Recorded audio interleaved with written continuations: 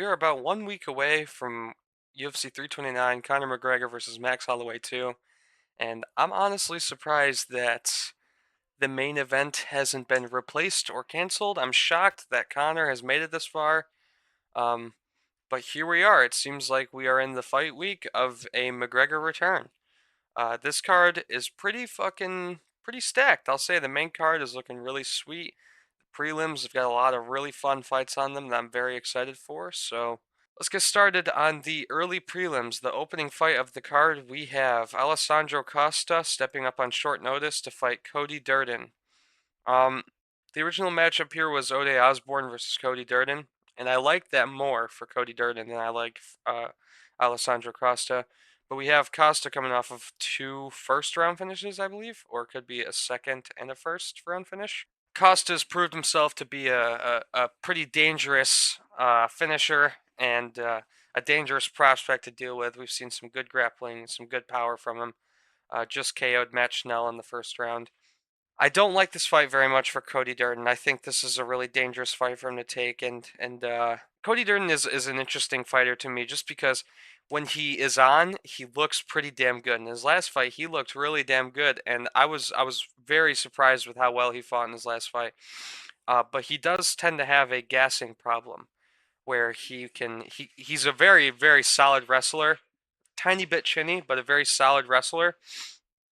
And when he gets his wrestling going, he's very hard to deal with.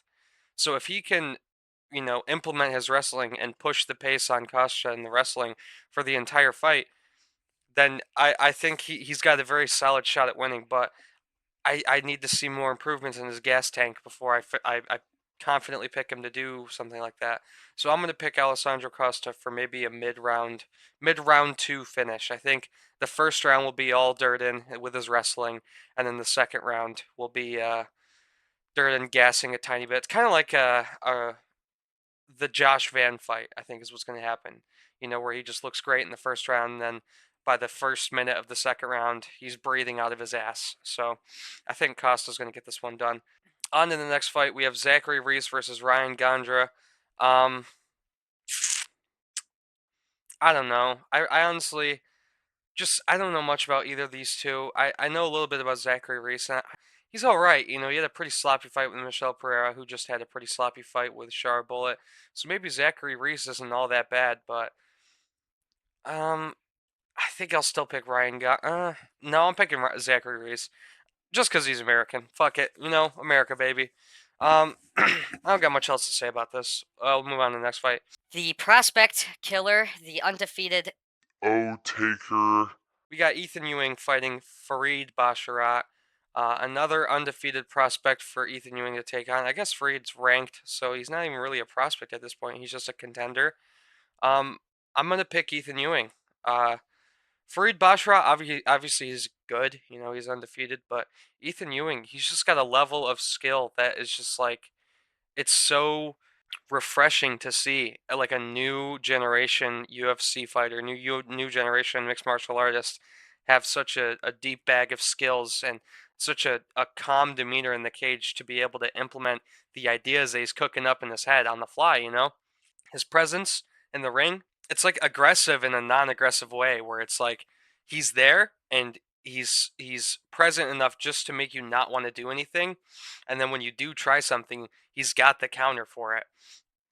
I got Ethan Ewing to take Fareed Basharat's. Oh, I'm not sure if this fight is still happening, but Ethan Ewing, man, he is so good and just so calm in there, and he can deal with what am I? He can Deal with danger. he can fucking what am I looking for? What is he can Weather the storm. he's good enough to be able to stick around and hang in there and avoid getting finished and work around whatever somebody has to offer them. And we know this immediately when he debuted against Malcolm Wellmaker, and that dangerous check right that Malcolm Wellmaker has. Pretty much the only thing he has, evidently enough.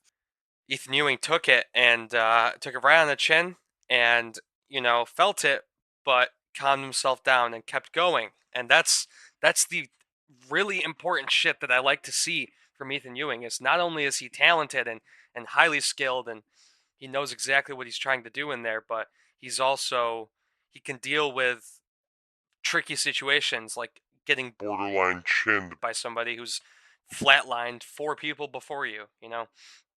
Ethan Ewing does not back down from a challenge, and that's why I'm trusting him to beat Farid Basharat here.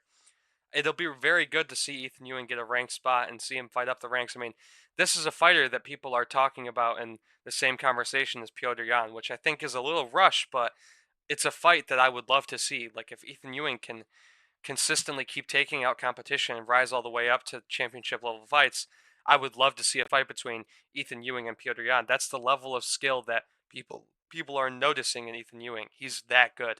If we give it time and we see what he can do, he could be. And that's a great thing to see from a mixed martial artist that's a part of like this new generation and isn't like an unk like Piotr Jan. Penis. Versus Almeida. I'm gonna pick Penis. Damian Pinas to KO Cesar Almeida in the first round.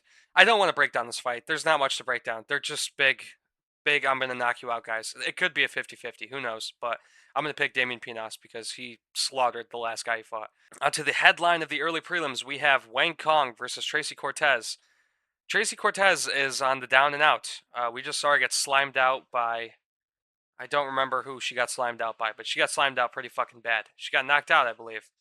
And Wang Kong had a bit of a tricky fraud check where she couldn't deal with the grappling as well, but in her more recent fights, we've seen her kind of adapt to this grappling shit, you know. Obviously, she's you watch her fight and you're like, wow, this is a girl with a lot of power, and she can slime a motherfucker out, but the grappling is tricky for her.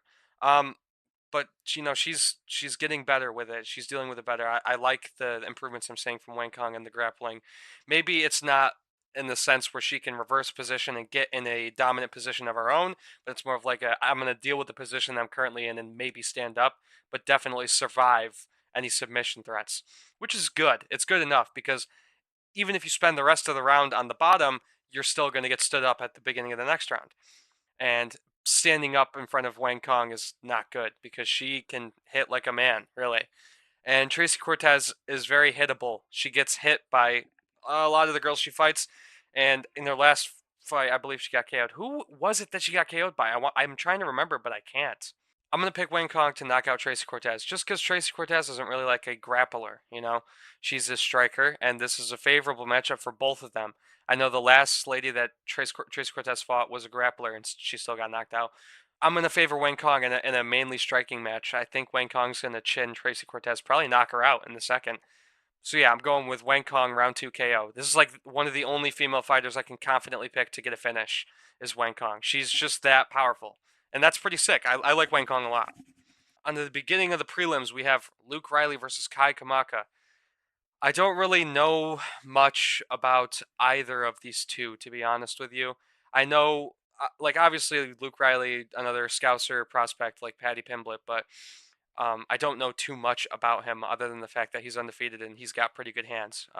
I saw his debut, Bogdan Grad, and the grappling looked like it is a tricky area for Luke Riley, but he's good enough on the feet to where he can stay composed and try to find a finish on you, and that's what I like to see from undefeated prospects such as Luke Riley. I guess I don't really know what I'm trying to say here.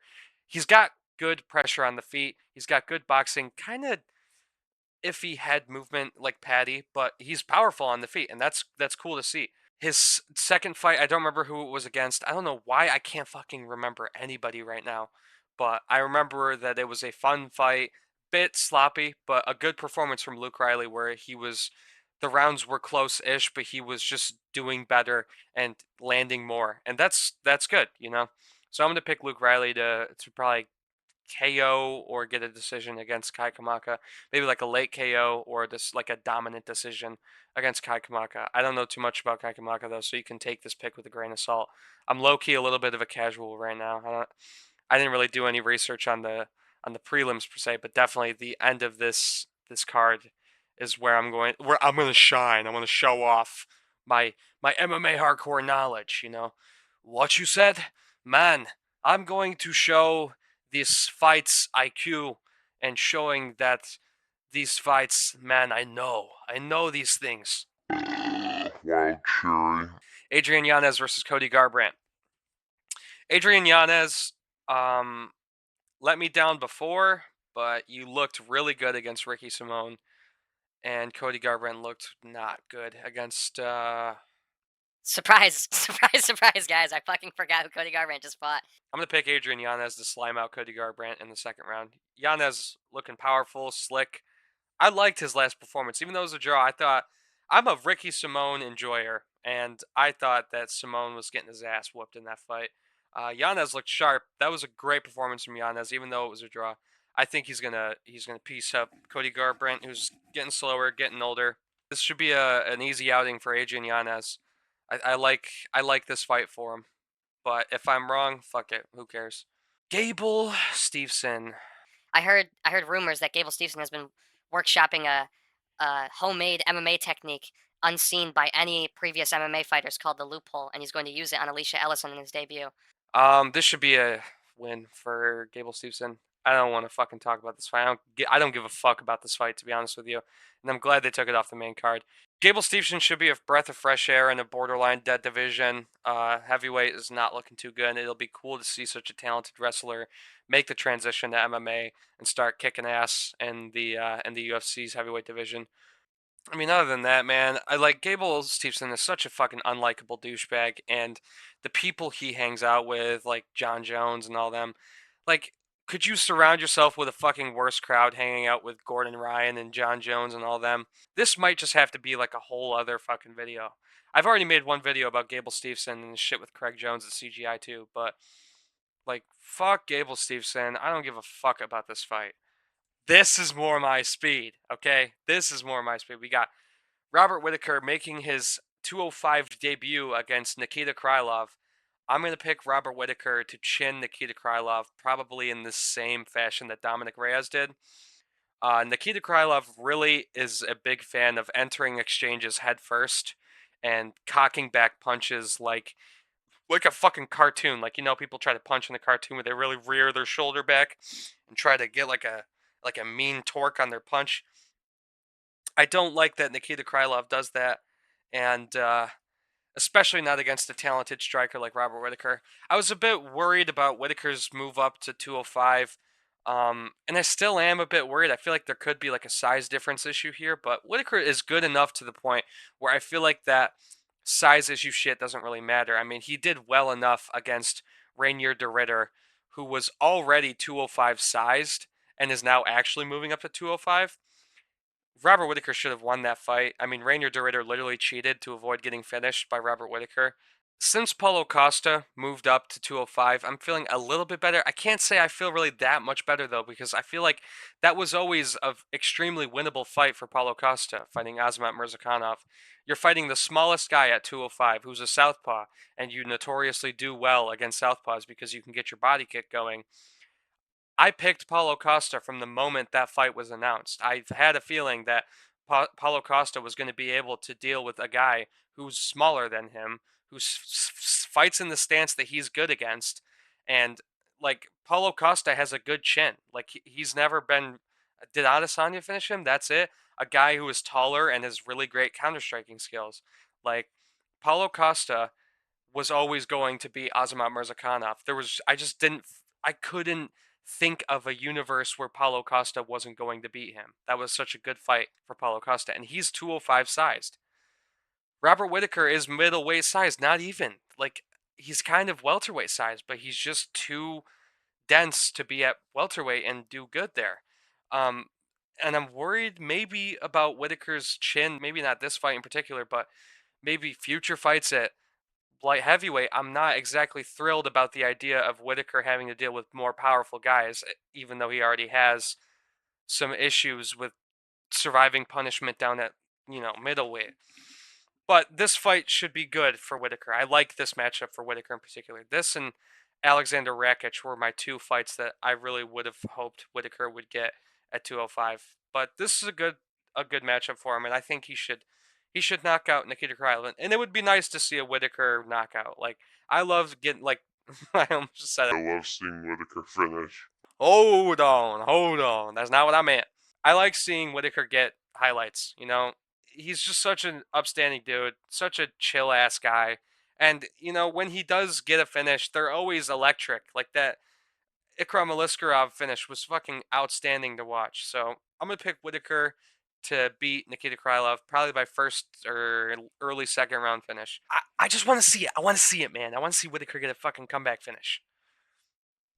Comeback finish. What am I saying, Brent? Bro, what the fuck? The opener of the main card, we have Robert Queen Green fighting Terrence McKinney over former UFC champion Robert Whitaker. No, I'm joking. I think this is a good opener for the main card. Even though I wish Whitaker was on the main card, I feel like it's always good luck for a card to start off the main card with Terrence McKinney. That being said, I'm gonna pick King Green to beat Terrence McKinney. King Green is kind of on a roll recently, which is it's so crazy to say that. I think he can weather the 2-minute danger zone of Terrence McKinney.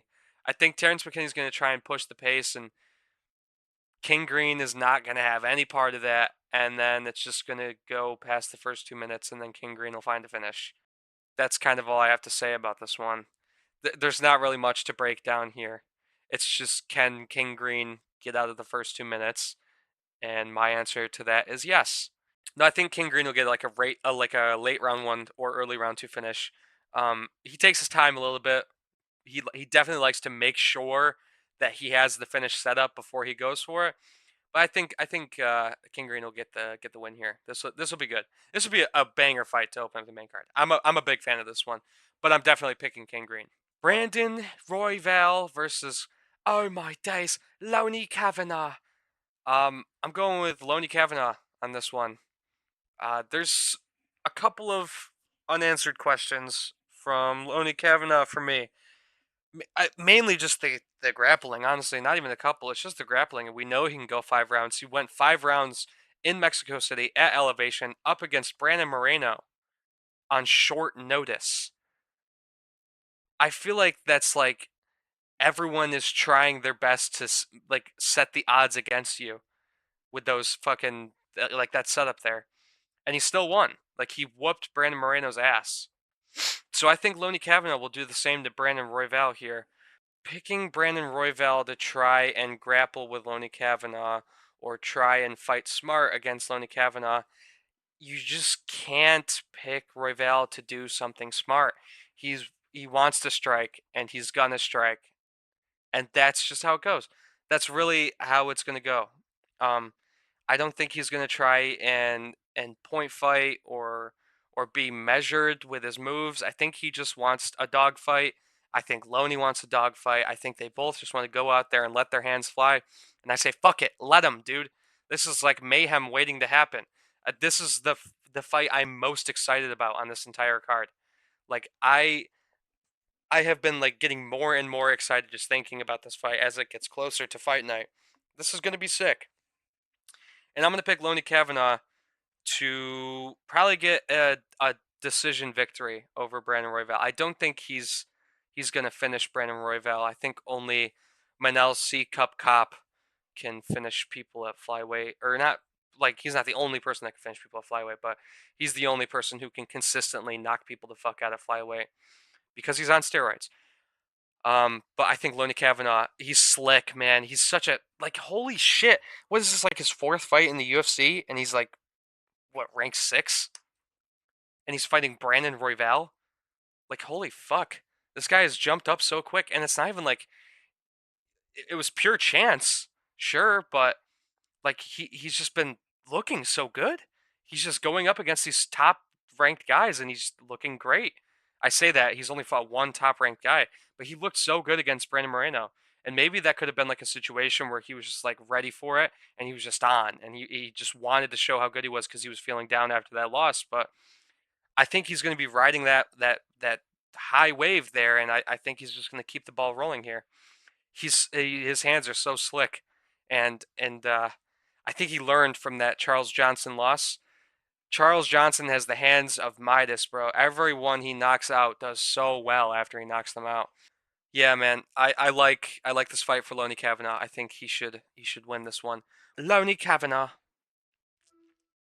What he got his beans played with. He got his beans played with big time. On to the next one. Got Corey Sandhagen versus Mario Bautista. this is a tricky fight for me to pick here. Um, Corey Sandhagen versus Mario Bautista. They fought in, I believe, Mario Bautista's debut, and Corey Sandhagen was a much different fighter. He took a lot more risks. He threw a lot more crazy strikes. Um, and Mario Bautista has really kind of evolved into this highly technical and fight IQ based fighter. Where he's making only smart moves, and he doesn't care about making a fight stinky. It's just winning. That's what all he's like. That's all he cares about. Corey Sandhagen has kind of devolved a tiny bit into someone who thinks too much going into a fight, and even while the fight is happening, kind of letting people do what they need to do, like giving them space to work. Um, but that being said, I think I'm still gonna pick Corey Sandhagen. I think he's still really good. Mario Batista will definitely be more focused on point fighting and control and dominating positions and dictating position switches and getting into positions where he's at the advantage. And I feel like, oh, fucking fork found in kitchen, but Mario Batista will actually do that. A lot of fighters fucking try to, but Mario Batista is someone you can count on to actually do that, to find positions that he's like well suited enough in and use those positions to get into positions that he's even better in. Corey Sandhagen has kind of become more of a reactive fighter. He doesn't really try to set anything up of his own. He goes more based off of what he thinks his opponent is going to do. We saw that issue with Umar Nurmagomedov. And the main differences between Mario Batista fighting Umar and Corey Sandhagen fighting Umar is that Corey Sandhagen waited for Umar to get the wrestling going in order to show off how good he is at getting the wrestling off of him. But the issue is, he didn't do anything once the wrestling was done. He didn't even try to strike. He just fucking waited for Umar to throw the next takedown. Mario Batista fucking throwing knees almost knocked out Umar. Going for ankle locks, even like almost submitted Umar. Like Mario Batista, he was going for stuff. And he was reversing positions. He was rolling with it. He was scrambling. And he wasn't waiting for Umar to shoot takedowns on him in order to react to that and then strike. He was just striking the moment they got up on the feet. Mario Batista, you can pick him to do what he needs to do to win a fight, and he will do it. This is a fighter you can count on when you think, what is this person going to do? Why would I want to pick them? He's going to do it. But that being said, I still think Corey Sandhagen is just better than Mario Batista. I think maybe I just like Corey Sandhagen a lot, and that's probably why I'm going to pick him. I just like him a lot, and I want him to win. That's mainly why I'm going to pick him. But I'm worried about this fight for Corey Sandhagen because Mario Batista is really good, and he's a lot better than when they fought the first time around. I think Mario Batista is an outstanding fighter, and I won't be upset if he wins. I think it's highly possible that he wins. I think Corey Sandhagen could win the fight with grappling, with a submission like he did the first time around. Maybe not the exact same circumstances, but his scrambles and his submission finds are very, very good even now. I think the issues are mainly on the feet with Corey. The walls that he runs into are mainly on the feet, where he lets people work and he gives them too much time to work.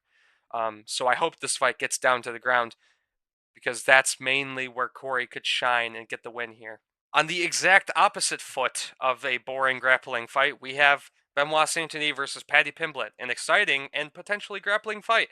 Benoit Saint Denis, he is a fucking blockhead, man. He is a marauder in every sense of the word. Paddy Pimblett, chin merchant, good grappler though, very good grappler, and honestly, good striking IQ. I think Paddy Pimblett's going to beat Benoit Saint Denis. I kind of thought Paddy was overrated um, when he first got to the interim fight with Justin Gaethje, but looking at how Taporia did against Gaethje compared to how Paddy did against Gaethje, like holy fuck, Paddy's low key good. Okay, here was my thought process picking Justin Gaethje and Paddy Pimblett. Paddy Pimblett's wrestling is dog shit, and Justin Gaethje's not going to do the wrestling for him. So if you don't take Paddy down, he's probably not going to find the takedown on you. Justin Gaethje didn't shoot a single takedown on Paddy Pimblett, and he just beat the shit out of Paddy on the feet. But that being said, Paddy found his moments. Paddy couldn't get a takedown off on Justin Gaethje because his wrestling is not good. Benoit Saint Denis will shoot on you. He'll shoot a sloppy takedown on you. He'll use judo and he'll try to throw you. And the moment he tries something like that with Paddy Pimblett, he's going to be in a world of shit. And we saw like Benoit Saint Denis, he can't deal with slick grapplers. Dustin Poirier, he couldn't submit Dustin Poirier. He couldn't even really get in a like he was on the back for a while, but he couldn't really get in a solid position like Mount just because Poirier was working constantly and constantly working to switch positions. Paddy Pimblett will reverse a position and find a submission. His grappling is so slick. Moicano caught the body kick on Benoit Saint Denis and just kept dominant position for the entire first round, beat the piss out of him on the ground to the point where Benoit couldn't even really get anything going in the second round. It's the slick grapplers that Benoit Saint Denis has trouble dealing with. He can deal with slick strikers because he's just a blockhead and he can wrestle them, you know? But a slick grappler with okay striking and solid striking IQ, I just feel like it's the kryptonite for Benoit Saint Denis. I'm not saying Poirier is like an okay striker. I'm talking mainly about Moicano and now Paddy Pimblett. I feel like it's the people with it's the fighters with good enough striking where you're like, okay, he's good on the feet, but he's not going to knock anybody out, you know? And the really solid wrestling. That's like this is like the Moicano fight all over again, I feel like. This is going to be I'm going to say this is going to be a pretty close recreation of the Moicano fight. I feel like Paddy's going to take dominant positions on Benoit Saint Denis in the grappling and use them and beat Benoit Saint Denis up. I mean, if Moicano can cut you open, Paddy Pimblett definitely can. It's just using your grappling to get good strikes off. He did the same thing to Michael Chandler, who I feel like is just like a less good version of Benoit Saint Denis. I think Paddy Pimblett's going to either get a submission or use ground and pound and beat the piss out of Benoit Saint Denis. And this will be a really good comeback win for Paddy Pimblett. So yeah, I'm going with Paddy Pimblett in the co-main event. This should be a great fight. This is a good fight for both of them, honestly. I like this fight a lot. And I'm going with Paddy Pimblett. The main event. The return of the Mac, yeah. The double champ does whatever the fuck he wants, yeah. When you hit rock bottom. When you hit rock bottom. I'm going with Conor McGregor to knock out Max Holloway in the first 2 rounds. McGregor has done everything in his power to set this fight up in his favor. It's at 170. He's going up against an extremely hittable guy. That being said, Max Holloway, he has the most significant strikes landed in UFC history, but he also has the most significant strikes absorbed in UFC history, which means he's there to be hit. McGregor, I think he's sharp enough to find a good counter shot on Max in the first 2 rounds. And it's at 170, and he's dense, and he's been vacuuming coke, and he's just been density maxing for the past 5 years. And I feel like even if he's not quick, neither will Max, because like Max won't be quick either. It's at 170. They're both lightweights, and they're both at 170. I'm still gonna pick McGregor to find a counter shot on Max. I think Max's durability, it's going down. There was moments in the Charles fight where he was getting rocked. There was moments in the Poirier fight where he was getting knocked down. He got KO'd by Topuria. He got knocked down by Justin Gaethje. We're seeing more of Max's durability fade every time he goes out there in the octagon. And I think Conor McGregor is going to find a counter shot on Max Holloway and maybe not put him to sleep, but definitely TKO him. And that's that. I can't really say much else about it right now. I think it's mainly because I'm a tiny bit tired, but I just think this is going to work in the UFC's favor. I just have a feeling that this is going to work in the UFC's favor. You can't break this one down too much because there really isn't much to break down. There's too many unknowns in going into this fight. You can't really break it down confidently enough. But I know Conor is a good counter striker, and I know he's good at finding the counter and being slick on the feet and finding that good shot to put somebody either down or out. And I think he will do that against Max Holloway, and it honestly be good for the UFC. Seeing him come back after 5 years and putting down a guy that everyone says keeps getting better. Maybe that's just his fans. I don't even think Max is getting that much better. I think that's just his fans, really. But yeah, I think Connor's going to get it done. This is a really great card. I'm super hyped for this weekend. It's going to be fucking sweet. Let me know what you guys think in the comments. Do you think I'm a fucking idiot? Riley, if you say I'm a fucking idiot again, I'm chinning you. But that's it. Peace out.